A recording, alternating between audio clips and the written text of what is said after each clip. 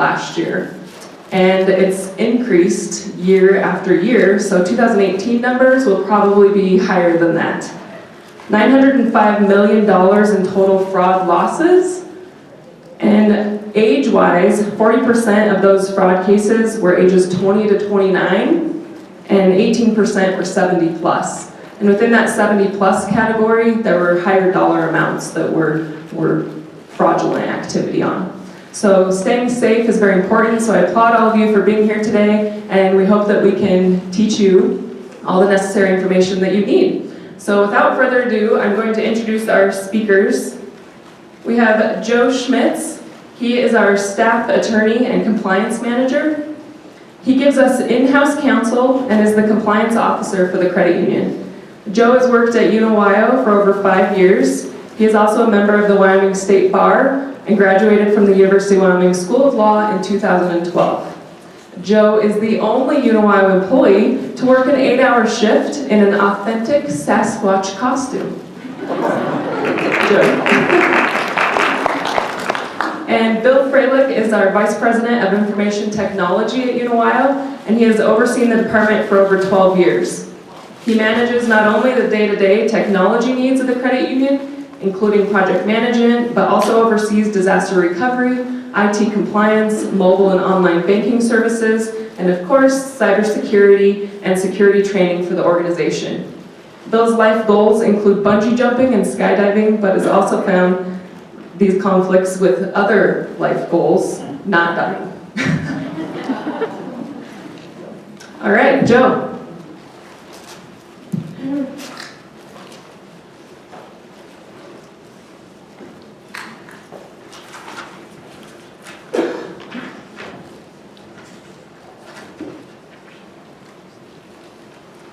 All right, so I'd like to thank everybody for coming.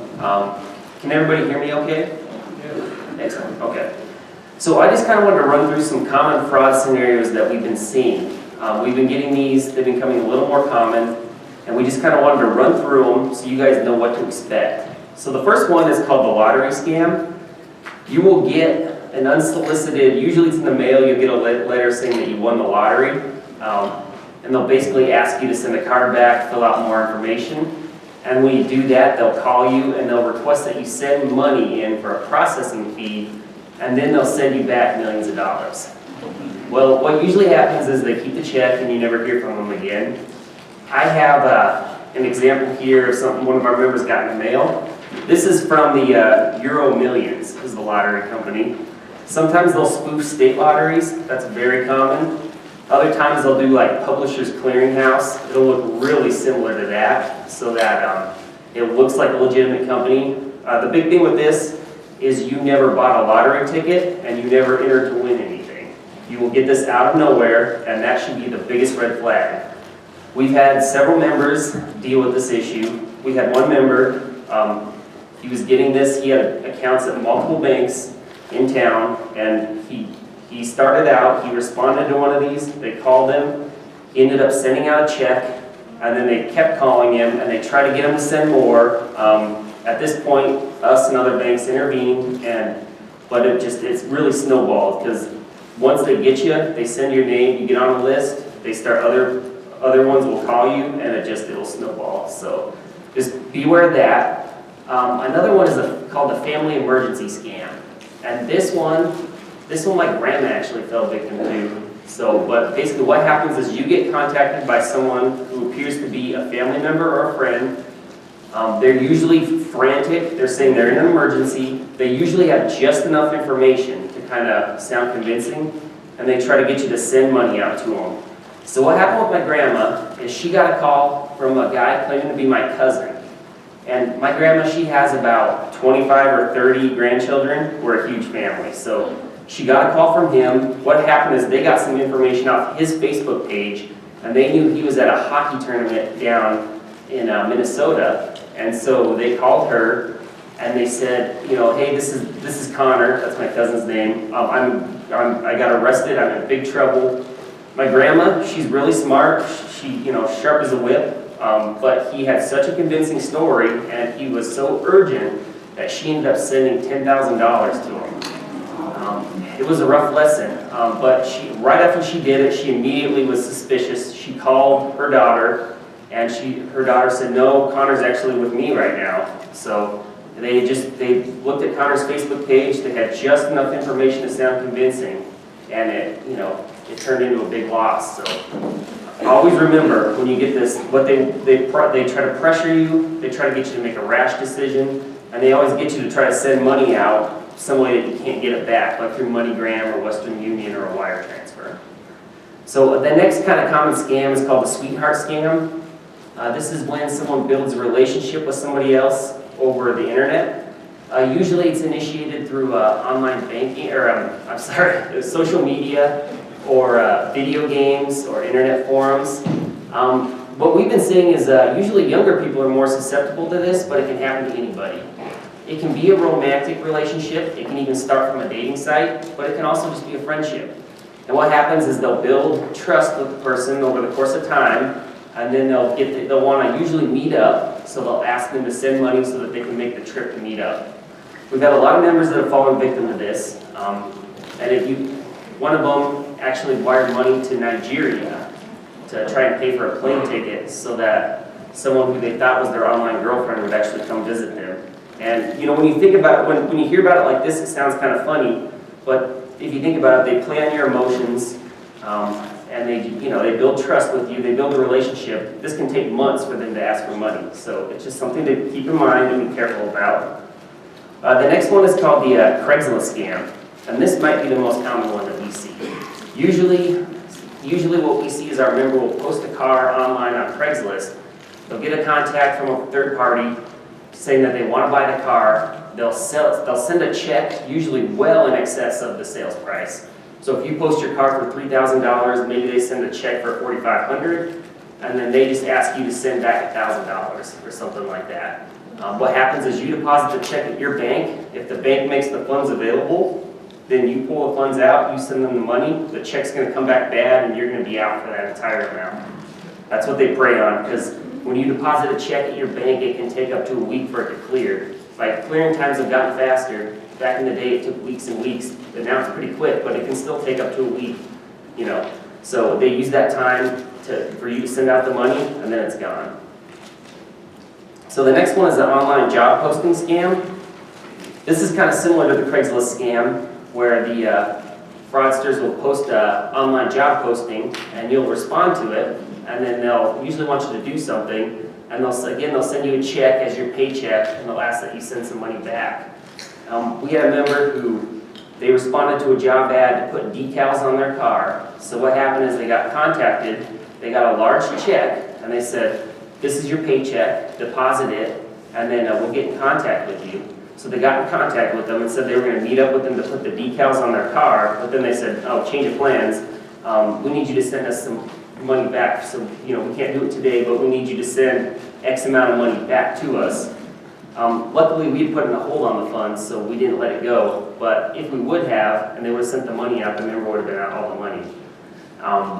Again, it's similar to the Craigslist scam. We see it all the time. All these scams are very similar. You'll see a pattern here. Usually involves you putting money in your account and then sending money back out, and the money you put in comes back bad. So, just a couple of other scams here. We got the mystery shopper scam. This one's pretty elaborate. This is similar to the online job posting, but you'll get like a survey or something in the mail saying that, hey, we want to pay you to conduct a mystery shopper. Sometimes it's at Walmart. Now we have one right here where they actually did MoneyGram.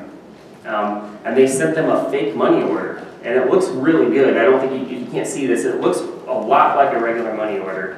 And they sent this to them with a money order for $989. And they asked them to deposit it, and then they asked them to go make some purchases at the various businesses, and to keep $200 for themselves, and then send the rest back to them. They didn't end up doing it. They got suspicious of it, so we ended up not taking the check at all. But what would have happened is they would have, eventually they would have sent the money out, and they would have came back as bad, and they would have been out the money. So sometimes the mystery shopping thing can look legit. It'll come from what appears to be it'll come on letterhead, what appears to be a real company. It's all just a distraction to get you to put the money in your account and send them the money back. So just keep that in mind. Gift card scam. This is usually associated with the sweetheart scam and the mystery shopper scam. Basically, what happens is someone convinces you to put money in your account. It's either a check. They can also do a remote deposit. I don't know if you guys use a remote deposit on our app, but you can take a picture of the check and it puts it in your account. And when you do that, it makes it available immediately. So a lot of times they'll convince the person to give them their home banking login. They'll say, hey, I'm transferring money to your account. They'll use remote deposit to deposit a fraudulent check. So then our member will go pull the money out of their account. They will purchase gift cards. They will give serial numbers of the gift cards to the fraudster, and then the check will come back bad. So this is kind of a variation of some of the other scams. If anybody ever asks you to purchase gift cards for them and send them the gift card numbers, it's fraud, hands down. Just remember that. So the next one is the hotel front desk scam. This one actually happened to me. I was in a hotel. I was down at a conference in Denver, and it was about 11 o'clock. I was asleep. I got a call on the hotel phone, and they claimed that they were from the front desk, and something happened with their system, and then it crashed, and they lost my credit card. So they wanted me to confirm my credit card information with them. So I didn't do it because some warning bells went off, but they got me. They woke me up out of a deep sleep. For a second, I, thought, well, maybe I should give my card, but then no. So I said, no, I'm gonna go check it out at the front desk. But just remember, when you're staying in hotels, a lot of times those phones, they can be called from the public. So, and fraudsters know this, so they will dial random room numbers, claiming to be from the front desk, trying to get your debit card or credit card information. The last thing I have on here is known person. A really large amount of fraud happens from people you know, from people you trust, friends, family. They exploit what they know, and they use it to their advantage. So just always keep that in mind. I included a link up here for the Federal Trade Commission. They have a list of all reported fraud scams. So if you go to that website, you can kind of check out what's going on. They post them as they get reported, so you can see what the most recent ones are, what's actually happening right now. So you can take a look at that. So I just kind of wanted to go over some basic fraud defense tips here. We have basically never give out any information if somebody contacts you asking for it. The only time you should be giving out information is for companies that you even do business with is when you initiate contact and you know they're trusted. If you don't have any prior dealings with the company and they contact you asking for information, it's definitely fraud. So just keep that in mind. If a company calls you, even if it's legitimate, you can always verify the number online, call the company back, and then talk to them. That is totally acceptable. Usually companies will not call you asking for your information. Just remember that. And then I have the anatomy of a check scam up here. If you keep a lot of those fraud scams I discussed, they involved your basic check scam, where they give you a fraudulent check, ask you to send money out, and then the check comes back and you take the loss. Just keep in mind that most funds, or there's a lot of funds that aren't guaranteed. When you deposit a check, it's not guaranteed funds. Sometimes we give you credit for it, but that doesn't mean it's cleared yet. It can take up to a week to clear. And so you need to keep that in mind. And if you deposit a check remotely, it's the same thing as depositing a check in person. Just because the funds are available does not mean it will eventually clear. And that's the same with bank transfers as well. Those can come back too. So just keep that in mind. And that brings me to my next point. Never give out home banking info. That's just the same as giving out your account access. You can initiate bank transfers with that. You can make deposits into your account. You can use a bill pay system. You can transfer money out. You can transfer money to other banks. If you give out your home banking information, it's basically the same thing as giving away your account number.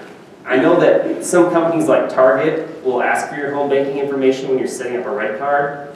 If you do that, make sure you change your password immediately after that. So just keep that in mind. And I would be very hesitant to do that, and make sure you're actually dealing with Target and it's not some other entity. I don't like that they do that. I don't think that's a good idea, but just always be careful with your home banking information. The next point is social media. Be careful what you post on social media. You should always review your privacy settings. Like if you're on Facebook, you can control what people see. You can limit information in your posts to just friends or friends of friends. There's a bunch of different options. Check out the privacy options if you're on social media, and think about what you're posting, because that's information fraudsters can use against you. Your Facebook page is a wealth of data on you. they can get so much information and they can use that to their advantage so they can make what they're doing seem legit. Also think about what your kids are posting and what people you know are posting as well. So if you're posting, and if you post that you're going to go do events before they actually happen, just keep that in mind. And just be careful with what you post and what information you share. The next fraud defense tip is to check your transaction history regularly. Whether it's your checking account, any of your credit cards, if it's something you use actively, no less than once a week. I would suggest even more than once a week, but bare minimum, check everything at least once a week. If it's a dormant card, like credit card that you don't use very often, you need to at least be looking at the statement once a month. But check this transaction history regularly. Card fraud is rampant, and the earlier you catch it, the better. I've already kind of covered how not all deposits are guaranteed funds. Just remember, when you put a check into your account, it might come back. So if someone gives you a check to put into your account and asks you to send them money back, I would not do that. Another thing I want to talk about is checking your credit score and your credit report regularly. I put a link here for annualcreditreport.com. With this website, all 3 credit bureaus are a part of this website. You can check your credit report for free once a year. It will not give you the score, but it will tell you every loan that's under your social security number. So you can do that just to make sure no one is taking out any kind of loan under your social. I would recommend doing that once a year. It's free if you go to this website. So I would just keep that in mind. All right. So I also want to talk about protecting aging adults from financial fraud. The biggest thing you can do with this is to be proactive. Whether it's for your accounts, your parents' accounts, or someone else's account that you're in charge of taking care of, the best thing you can do is to have a plan in place before issues arise. It's so much easier. You can do different things to your account. You can add an authorized signer to your account. This will give them transaction access and information access to your account, but they will not have an ownership interest in it. You can also designate a durable power of attorney. Just make sure you do someone that you trust, and make sure it's someone that you trust and is competent to do it. There's different things you can do with the power of attorney. They don't have to take effect immediately. You can make them contingent on an event happening. So if you don't want to give them authority right away, you can do that. Talk to your estate planning attorney because they can help you with this. The most important thing when you're doing this is to make sure that these account protections mesh with your estate plan. If you just put a joint owner on your account, it could totally mess with your estate. It could take away, if you had beneficiaries on that account, it could supersede those beneficiaries. It could also keep that account from going into probate, part of your probate estate. It's imperative that you make sure you talk to your estate planning attorney when you're doing these things, because you want your estate plan to mesh. When you're doing this, it's also a good idea just to check your beneficiary designations on your account to make sure that they're up to date. We had a member who had a very large amount of money in his account. He passed away. He had his ex-wife as beneficiary on the account, and his family was part of his estate, and they didn't get anything because the beneficiary designation superseded the estate. You need to make sure that you're updating your beneficiaries and that you're going over them. It's best that you sit down with your estate planning attorney, have all your accounts, and just make sure your estate plan meshes and there's nothing that overlaps. So a couple of other things I want to talk about is the no-call registry. I have it listed up here. If you haven't already done it, I would recommend doing this. This will make your number. If they're committing fraud, you still could get calls because they're not going to follow this. But for legitimate companies, they won't be allowed to contact you if you do this. So it's just kind of something to keep in mind. And yeah, just always be on the defensive and always follow those basic fraud defense tips that I discussed earlier. So that's it for my section. I'm going to turn it over to Bill here.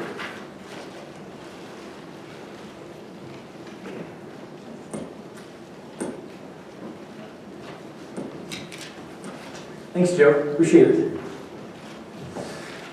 All right, so I'm going to talk a little bit about some of the electronic features or ways that fraudsters can get at you. So thank you so much for being here today to talk about something that is really, really important. It's so easy to go through life and just browse on the internet and get on your phone and forget that there are people out there who want to do you harm with these little devices that make our lives so easy and convenient, right? We just forget about it because it's something that happens to somebody else. It doesn't happen to us. So I'm going to go through just a few sections here to talk about essentially what are some of the current online and phone scams and threats that we've been seeing. What are the consequences of being caught off guard? So let's say something happens to you, you get compromised. What would that look like? How to recognize that? And then what to do if your computer or accounts are compromised? And then finally, how to protect yourself and your accounts online. So here's some of the current phone scams that we're seeing. The big one is a call from a Microsoft support representative or somebody in technical support. Maybe you know somebody who's been hit with this. They call you up and say, "Hi, you've got a problem with your computer. I just want to log onto your computer and check it out. Can I do that?" And then so you hop online, they start a little remote session with you, and now who knows what's about to happen. They may start asking you for online banking credentials. Maybe they're going to install something on your computer, try to convince you this or that. That's a big one that we've been seeing. So if you get a call from Microsoft or any tech support company, hang up immediately. It's fraud. Okay? It is, Microsoft will never call you and try to fix your computer over the phone. So be aware. Requests for your credit card or debit card information. You're like, well, I would never give that out willy-nilly over the phone, right? Well, what if you get a call from, you know what? Or another bank? It seems to be them or be us, but it's not us, right? So be aware, we will never call you and ask you for that information as well. So if you ever get that situation where that request is being made, you can go ahead and you can call the institution and actually verify what's happening. So never give it out over the phone. Again, same thing Joe mentioned, never give out your online banking credentials over the phone. That's huge. There's no reason that anyone should ask for that information. I've gotten voicemails from the IRS saying, "Hey, you owe back taxes. We're going to jail you if you don't contact us immediately." So that's a common one. Again, that's complete fraud. The IRS will contact you multiple ways, mostly by mail probably. So if you get that call, again, feel free to delete that. Charity fraud is a big one too. So let's say somebody from the firefighter charity fund or the state highway patrol fund or charity is calling you and saying, "Hey, we're doing a charity, or we're raising money." The sad thing is that there's actual legitimate companies or legitimate charities out there that do that. So how do you determine which ones are the good and which ones are the bad? And I would simply say never give out funds over the phone with your credit card or whatever. Always call or ask for the charity's mailing address or phone number, and you call them and contact them. So that's a common fraud we've been seeing. And then usually, if it sounds too good to be true, or you're being threatened with some sort of bad effect, those are the two big things that you should watch out for in terms of phone fraud. So, all right. So what about online? So you're on your phone every day, or you're on your computer, you're getting email, right? You're living your life, looking at your accounts. How do they get to you? So there's 3 different ways they can usually get to you. So hacking your home network and devices, which I'm not going to talk too much because it's really technical. The main thing I would mention in terms of hacking you is that you should probably, and I know this is going to sound strange, most of you probably don't think about like the wireless network at home, right? I mean, if you have a wireless network at home, it's running, your devices are on it, make sure that the wireless router that you're using, that you've changed the username and password on it, the default one that comes with it. And you're like, well, how do I do that? Well, I don't want to go into it. It's probably a little bit too much to go into here, but that's a big one that's been happening recently. They'll get into your router. Again, it's the little device that's broadcasting your wireless, and they can get into it because they know the corporation's the default username and password. So make sure that you get that changed on your home network. That's a big one. Web browsing, that's a big one as well. Again, you can go to different sites. We'll talk about that in just a second. They can cause problems. And then the big one, which is email. That's the big one where they get you. So we'll talk about that. So again, your number one threat, okay, to your computer and account security is email. So how do they get to you? So the big one, and the one that I've been impacted personally with, was that they sent me a nice little email and said, "Hey, here's your password. We know it. And we've been catching you visiting some naughty sites. And so what we're going to do is we're going to broadcast all that stuff because we caught it on a webcam. And we're going to broadcast it to everybody unless you pay us money." Well, it was complete baloney. But what scares you is that they threw this password at me that's a password that I had actually used in the past. So I gave it legitimacy, right? So what happens is, if you're not aware, your information is probably out there on the black market to be sold right now. If you have passwords or you're online at all. It's just Facebook breaches, LinkedIn, all different kinds of things that are happening out there. So that's how they get these passwords. And then they buy them on the black market, and then they associate it with your email. And then they send you this nice little email with your password, and it freaks you out, and you pay them money, and everything that's happening goes so fast, and you don't know what, that you just paid them. So that's one that's been recent. If you see that, it's fraud, delete it, don't worry about it. It's a common thing going on right now. Facebook, Amazon, PayPal, Google, UPS, these are all trusted places or trusted vendors we deal with and interact with every day, right? They get you by sending you these emails, and then they want you to click a link, or they want you to open an attachment. That's where they get you, so they can install software through the attachment, or they can install software by you clicking this link and you going to a website and then install some sort of little software on your computer or your phone. They get you because, again, let's say maybe you're expecting a UPS package. Oh, well, that's bad timing. You just click the link and now you're infected. So be aware that you should never click links in your emails or open attachments unless you're really expecting it, or you know what it is, or you recognize it. That's the big one. Emails from friends is also important. Let's say a friend sends you an email and you didn't recognize it, like this looks a little strange. Maybe their email account was compromised. Okay, now they're sending all their contacts these bad emails because the fraudster got a hold of it. So if that happens, reach out to somebody saying, hey, I see this email, it's a link, I usually don't send these type of things before, what is it? So confirm with them if you get something strange. And I would say finally, never ever click on a link or open an attachment unless you're prepared to be compromised. It's that simple. It's paranoid, I know, but a good dose of paranoia is probably good for us. And so, in fact, if you don't leave here today without some heightened sense of awareness or paranoia about all this stuff, then I probably didn't do my job. So we want you to think about that kind of stuff. Again, just because you're paranoid doesn't mean they're not out to get you, right? That's what they say. Okay, so what about web browsing? So you're just going to websites, it's simple, right? You don't need to worry about that. Not necessarily true. So when you're going out and you're surfing the web, make sure that, number one, that you notice any, alerts from your browser.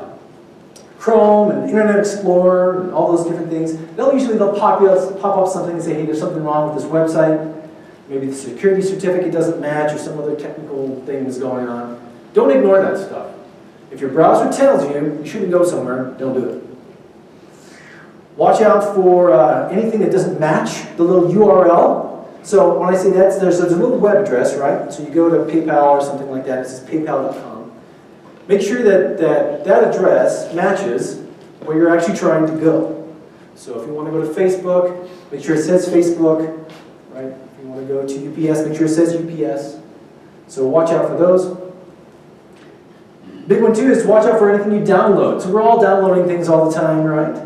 We're downloading pictures or applications, maybe little games or something like that. Be very wary about what you download. Make sure it's from a reputable site. And just be very careful because that's how they can get on your computer as well. And then finally, something which is a little more technical is something called browser extensions. So what's that? So a browser extension is nothing more than a little add-on you throw into your browser, like Internet Explorer or Chrome or whatever, and it maybe gives you some enhanced feature on your browser. So maybe it's like gives you additional search options, or maybe it'll block ads or something like that. Those are really nasty if you get a bad one because your antivirus will not detect it.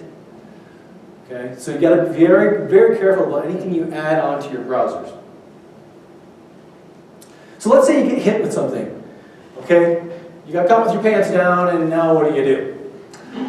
So here are some of the signs that you can look for if you've been hit by some sort of electronic compromise. Number one, identity theft. That's going to be a big one. Okay, so they've collected a bunch of stuff on your computer, and they can replicate who you are.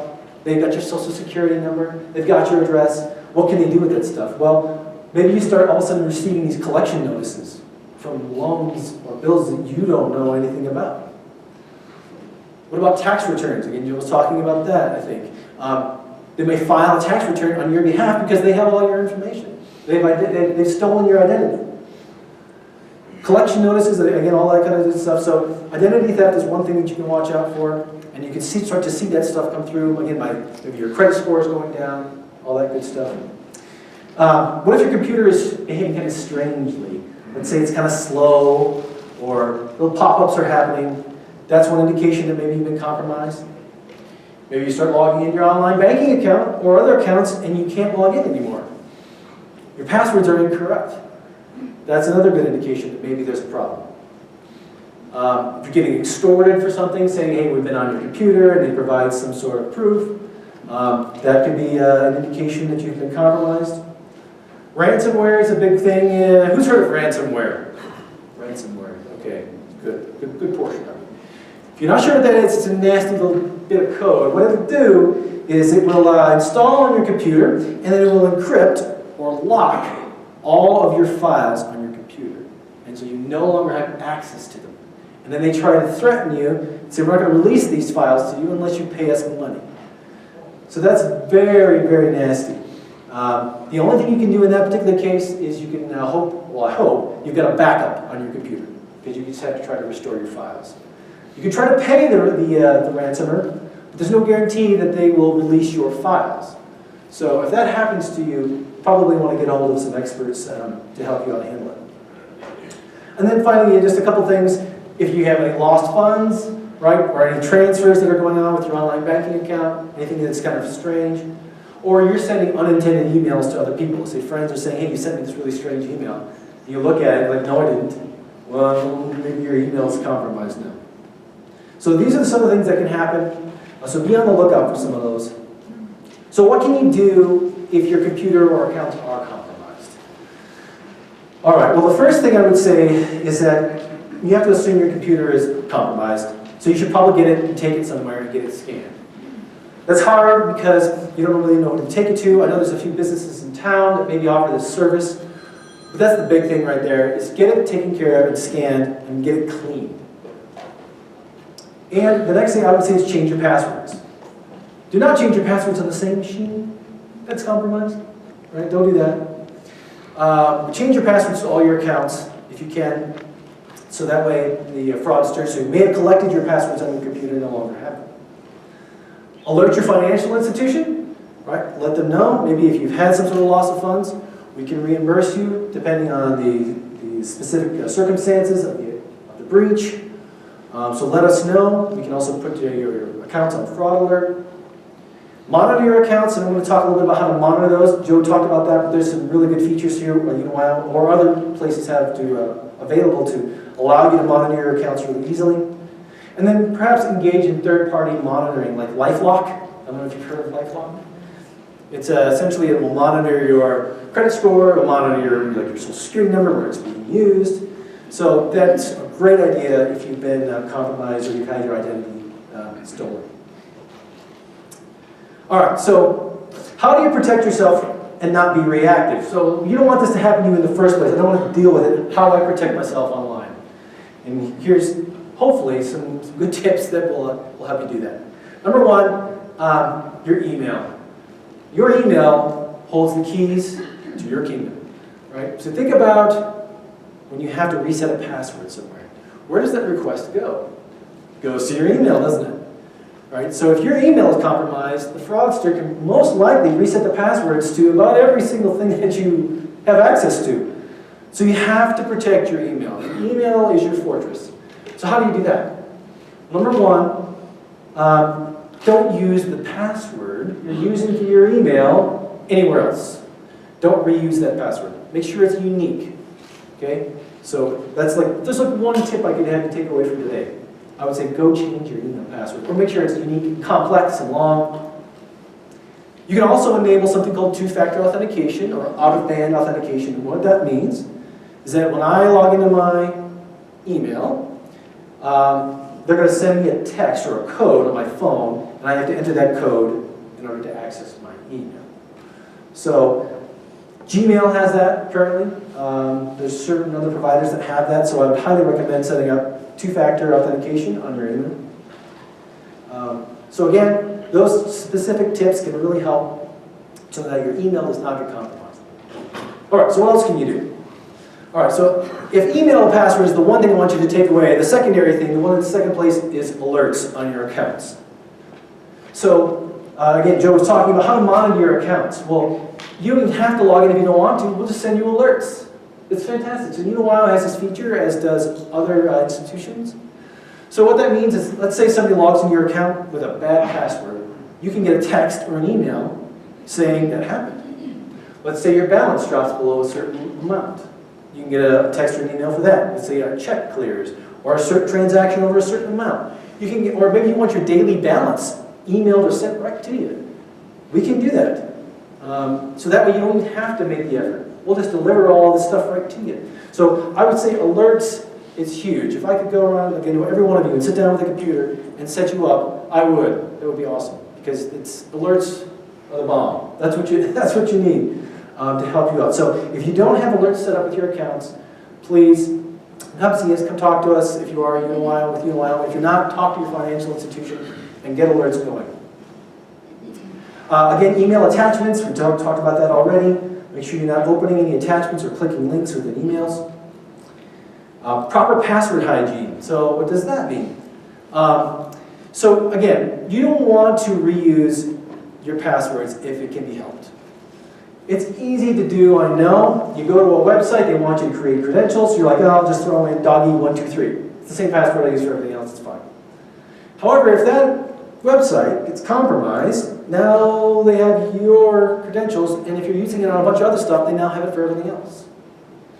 So you want to be sure, if you can, don't reuse your passwords. Now it really stinks, right? Because we have so many, how do you remember all those passwords? There's too many passwords. So I would recommend using some sort of a password vault.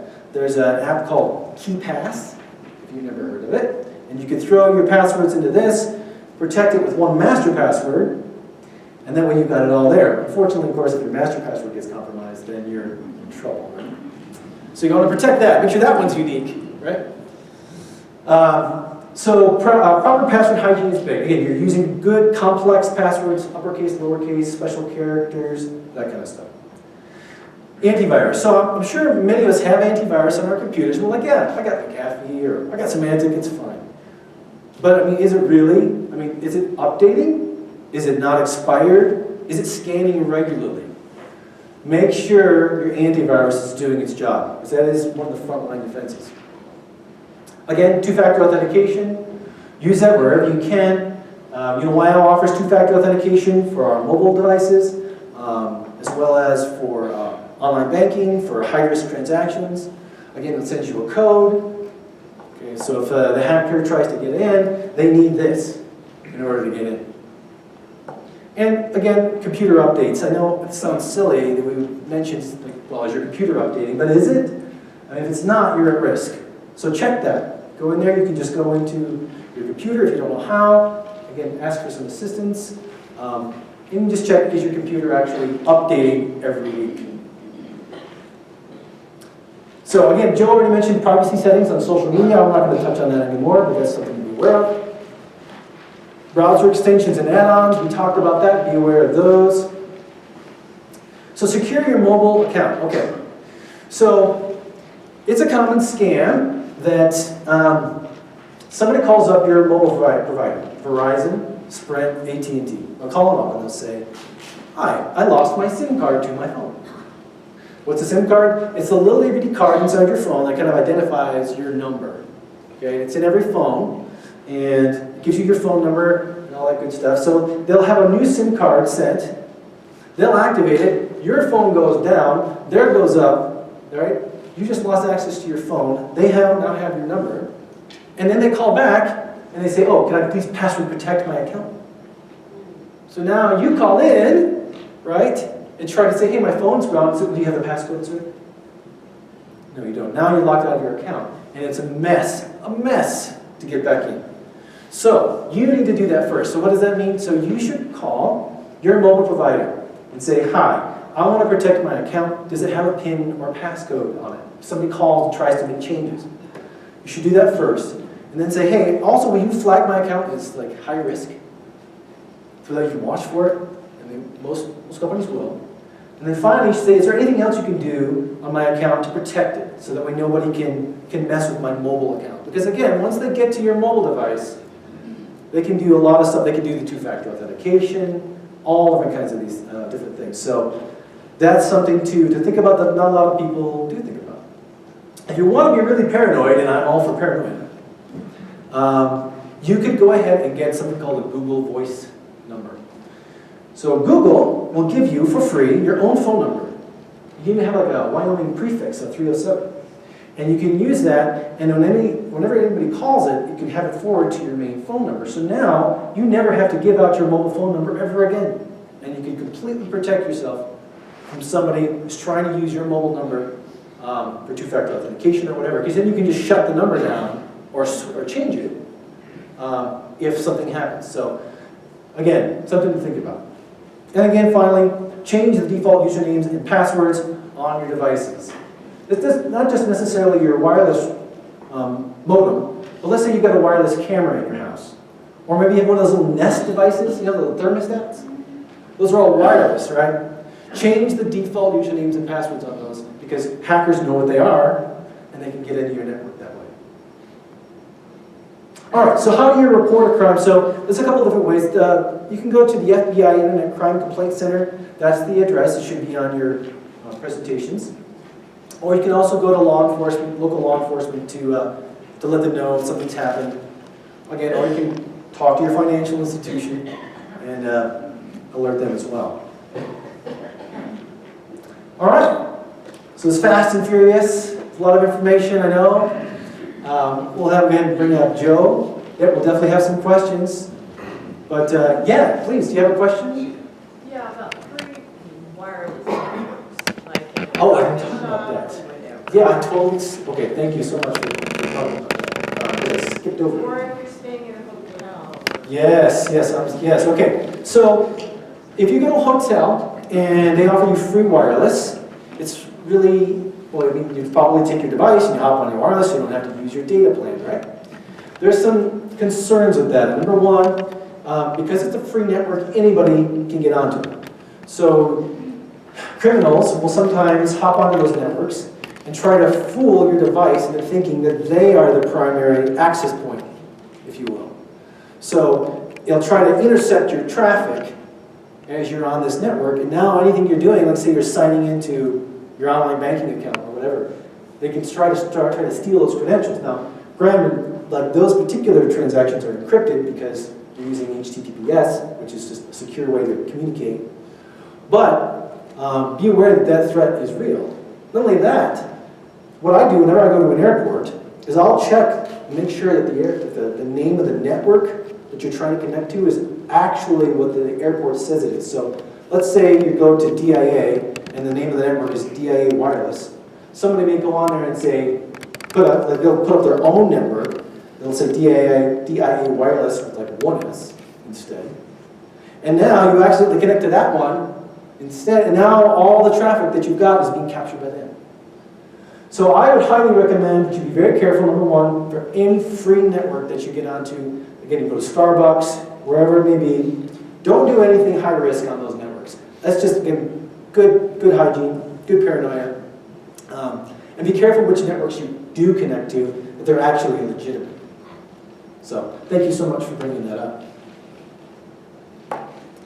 All right, any other questions? Sorry, I've got them all okay. Sorry, we'll work around the room here. Go ahead. So how do we get the Google Voice number?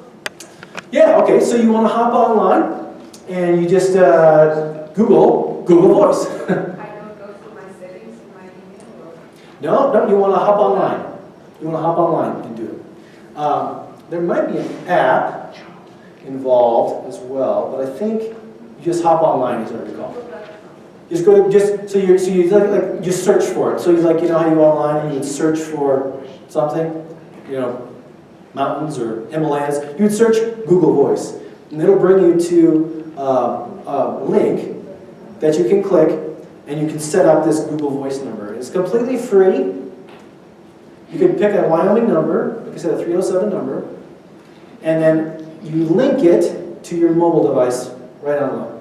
So whenever you get a call from that number, it goes to your mobile device. And again, now you can shut that number down, change it, whatever. So if you want to give that out to certain websites that you don't trust, or maybe people you don't like, you can do that. So we're going to... Oh yeah, absolutely. I'll repeat the question. Yeah, over here. Sir, yes, sir. Oh.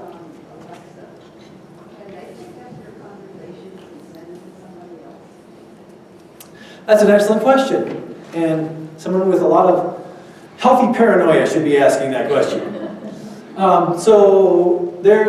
Amazon says they're not collecting that information. The question is, do you trust Amazon?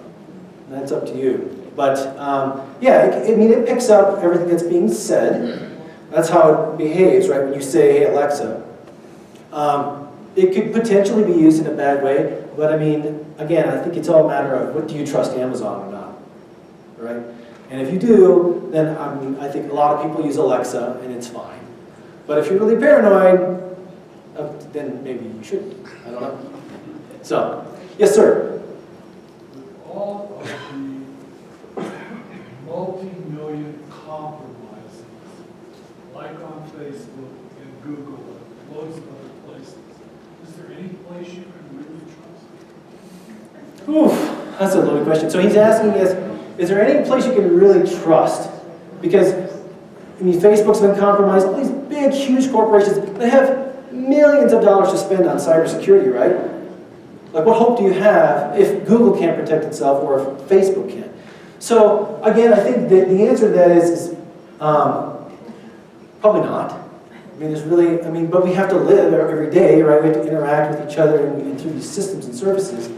So I think, again, my answer to that would be use good basic security hygiene that we talked about today.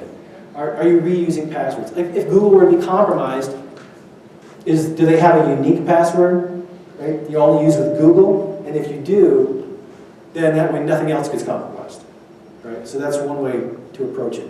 But I mean, I don't know. I think any system can be hacked, but at the same time, again, we have to live. We have to go out and log into our online banking, do the things we need to do. So I think just making sure that not only do we protect ourselves, but that the people we do business with protect themselves.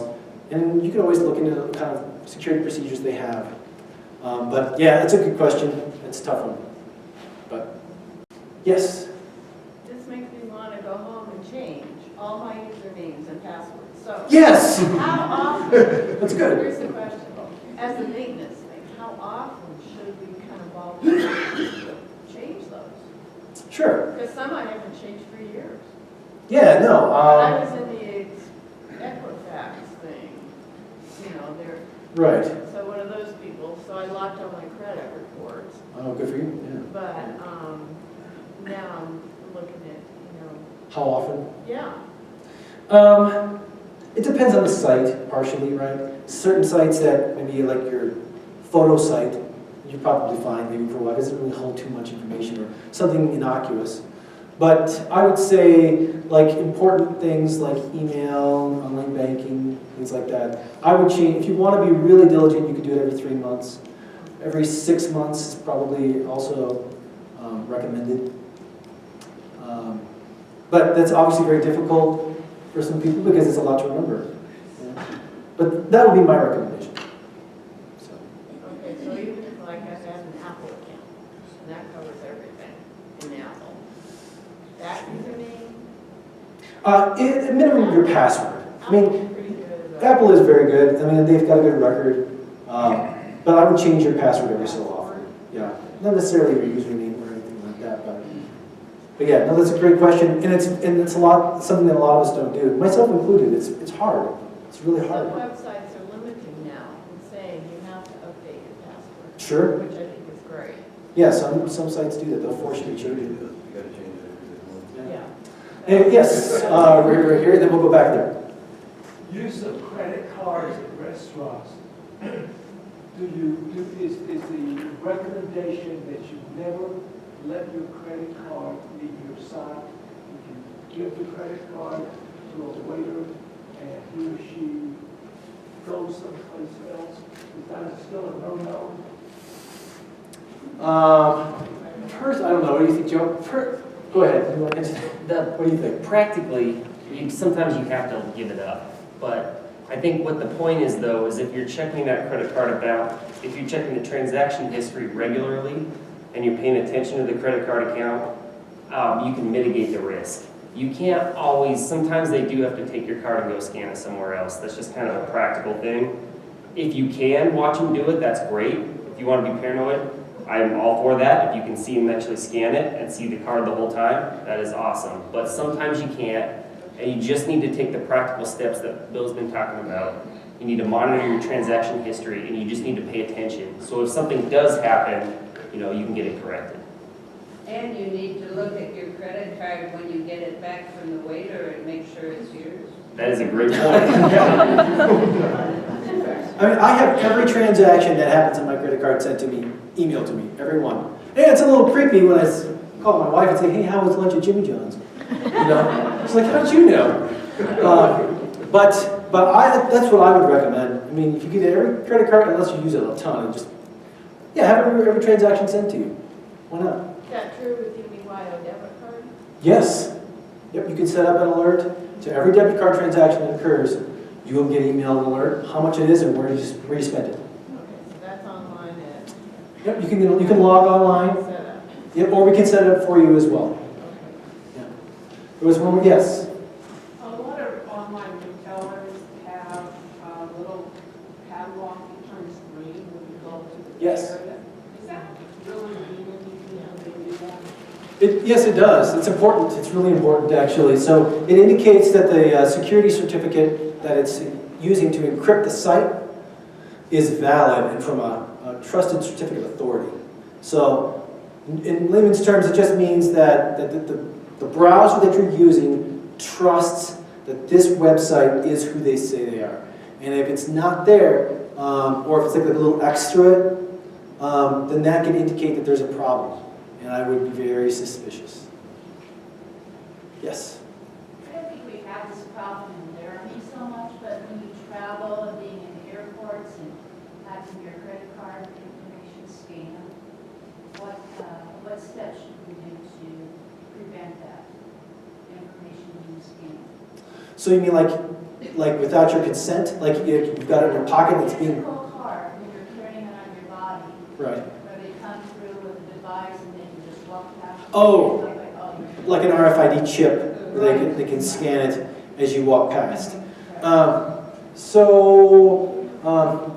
Based on what I've seen is that I haven't seen too many indications or too many cases of that, simply because the chips in the cards are secured and encrypted.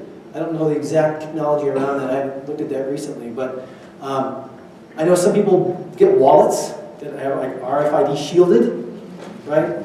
So you can do that if you're concerned about that particular technology getting you. So that's one way to approach it. However, I haven't seen that scam too much. So I know it's out there. I've heard of it when you're traveling. But again, if you're concerned about it, there are wallets that are RFID shielded, right? So you can put your credit card in that. Can you tell us about passwords? I think they can do the same thing with passwords. So what do you mean? The same scanning. Oh, scan and try to pull passwords off you? Okay, yeah, so the question is, she's saying, is there a way for them to walk past you with some sort of a scanner and pull passwords off of you? Passports. Passports, I was going to say, it makes sense. Passports. Yeah, so I don't know what chip technology is in a passport, to be honest. I'll have to look that up. Do you know? There are RFID envelopes that you can keep your passport in too. Yeah, so yeah, again, if there's a chip, and I'm sorry, I don't know if there's a chip, like apparently there is, you can get envelopes or wallets that can do the same thing.